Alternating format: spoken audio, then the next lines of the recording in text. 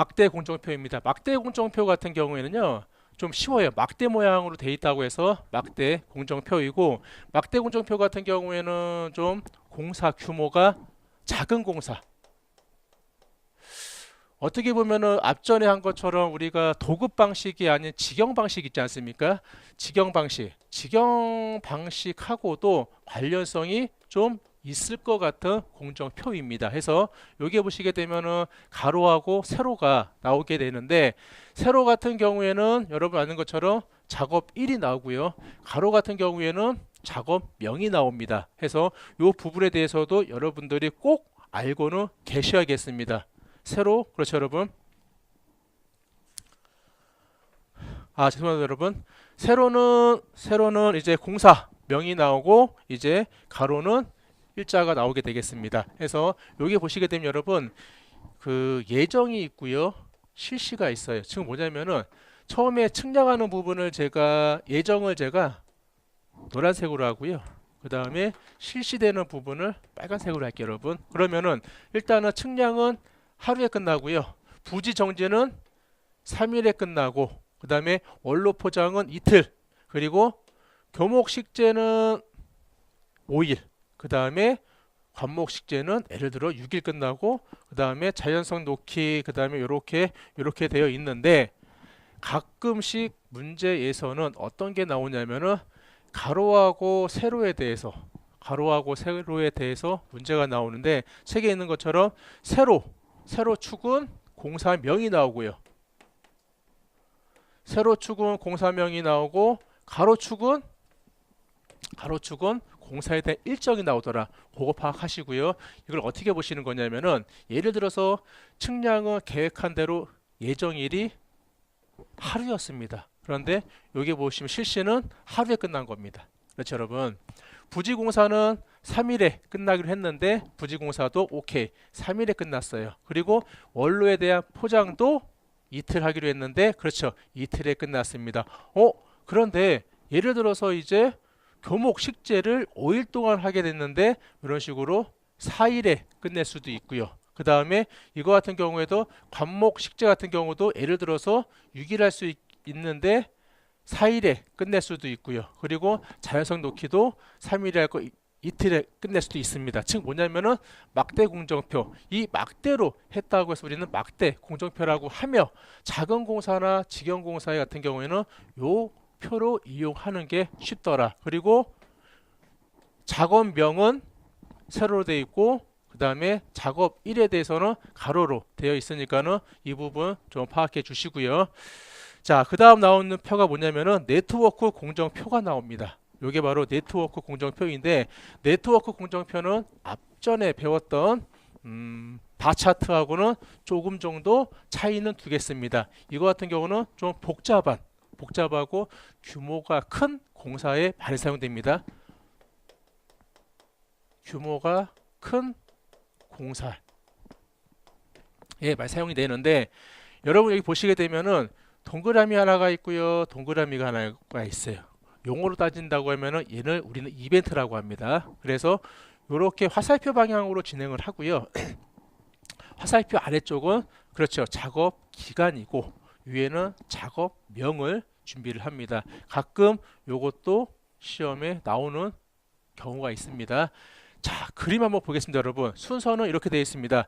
1, 2, 3, 4, 5, 6, 7, 8, 9로 되어 있는데, 측량을 하루 동안 하고요, 그 다음에 정지 작업, 부지를 이제 원만하게 내가 원하는 식재 높이로 해서 부지를 정지하는 게 3일이 걸렸습니다. 3일이 걸렸는데, 중요한 건 여기서 여러분 이렇게 하나가 위로 올라갑니다. 덤이라고 하는데, 여기 4에서 만나기 전에 그러면은 내가 정지 작업을 하고 있을 테니까는 당신네들은 원로에 대한 포장을 하고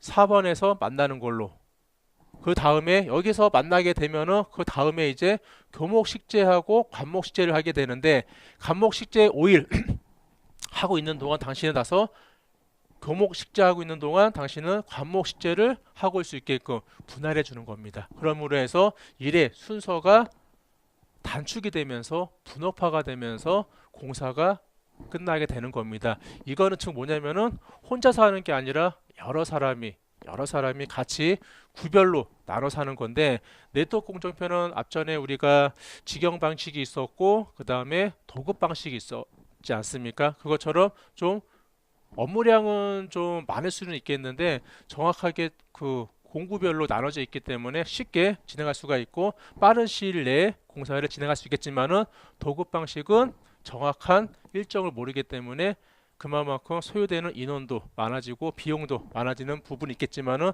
이렇게 네트워크 공정표를 사용했을 경우에는 복잡하고 그 다음에 큰 규모의 공사도 쉽게 빠른 시일 내에 단축해서 공사를 진행할 수 있더라라고 보시면 될 것 같습니다. 네트워크 공정표였습니다. 마지막 하나의 공정표가 더 있습니다. 이게 바로 바나나, S자 곡선 바나나 모양으로 땄다고 해서 바나나 곡선이라고 하는데, 요게 여러분 재미있는 게 뭐냐면은 이거예요.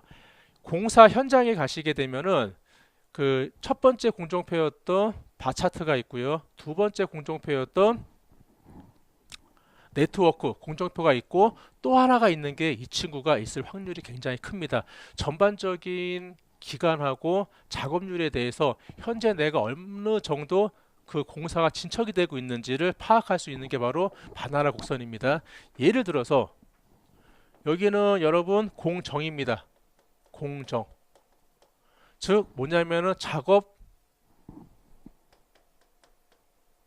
작업률입니다. 얼만큼 작업을 했는지. 그리고 공기입니다. 공기, 즉 기간. 기간은 얼마만큼 지났는지 해서 다 100으로 봤을 때입니다. 100으로 봤을 때 공사는 여기에 보시게 되면은 하한 개선이 있고요. 또 하한 곡선 기본 선이 있습니다. 그리고 공사는 여기 안에서 이루어지는 게 정확한 공사가 되겠죠. 웬만하면은 상한 한계선하고 하한 한계선 안에 공사가 이루어지는 게 제일 좋은 이상적인 공사 진행 일정이 되겠습니다. 예를 들어서 여기 A라는 부분은 문제가 발생을 합니다. 즉 뭐냐면은 기간은 예를 들어서 20일간 소요가 됐는데 작업률은 현재 40% 가까이 됐습니다. 이거는 즉 뭐냐면은 부실 공사가 될 확률이 굉장히 높습니다. 그렇지만은 여기 보시게 되면은 B하고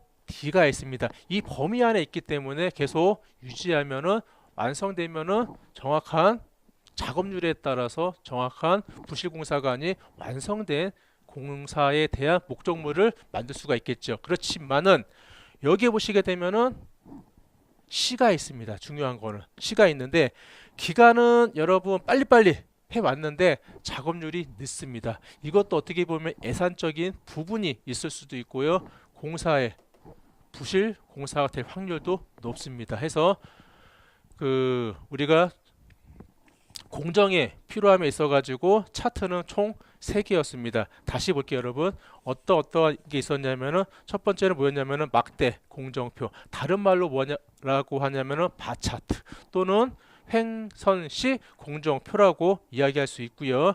그 두 번째는 뭐냐면은 네트워크 공정표 같은 경우는 상호 간의 작업 관계가 명확합니다. 그렇죠, 여러분? 명확하고 또한 복잡한 공사 그리고 대형 공사, 중요한 공사에 쓰이는 것은 바로 네트워크 공정표이며, 디귿 번째에 있는 기성고 곡선 S자 모양을 땄다고 해서 S자에다 바나나 모양을 했다고 해서 바나나 곡선이라고 하는데, 이 친구는 작업 간의 관련성은 알 수 없으나 전체 공정, 전체 기간이죠, 여러분. 거기에 따른 작업률을 파악하기 쉬운 게 바로 바나나 곡선 또는 S자 공선입니다.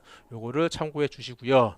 그 다음 밑에 보겠습니다. 5번입니다. 5번에 보시게 되면은 할증률이 나오는데 3%, 5%, 10%, 30%가 나오는데 요게 또 가끔씩 문제에 나오는데 암기할 수가 없겠습니다. 우리는 어떤 거를 암기하냐면은 3%는 붉은 벽돌, 그 다음에 5%는 원형 철근 목재 시멘트, 10%는 잔디 초화류가 되겠는데, 우리는 현재 조경을 공부하는 거기 때문에 시설물에 들어가는 것보다는 식재 지역에 들어가는 거 있지 않습니까? 그 중에서도 조경, 수목이나 잔디, 초하류가 10%인데 이 할증률이 뭐냐면 그겁니다, 여러분. 예를 들어서 벽돌을 500장을 가지고 오면 있어가지고 그 500장을 공사 현장에서 그대로 쓸 수 있는 게 아니라 가지고 오다, 즉 운반을 하다 보면은 이게 파손이 되거나 또는 분실이 되거나 그럴 경우가 있기 때문에 어느 정도의 할증을 더 해가지고 받아오는 거고요.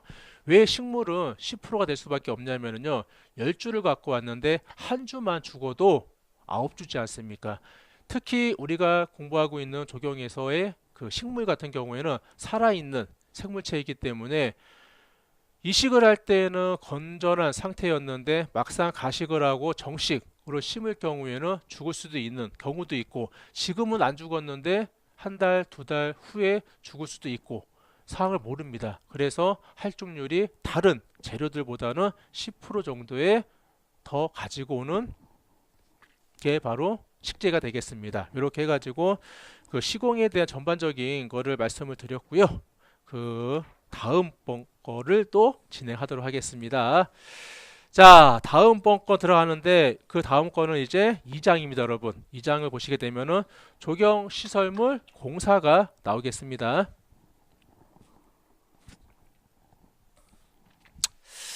조경 시설물 공사인데 요거는 여러분들이 조금 어려울 수가 있는데 조경 시설물 같은 경우에는 계산 문제가 좀 나오기 때문에 요거는 제가 조금만 쉬었다가 그 토공사부터 바로 진행을 하도록 하겠습니다. 자, 수고했습니다.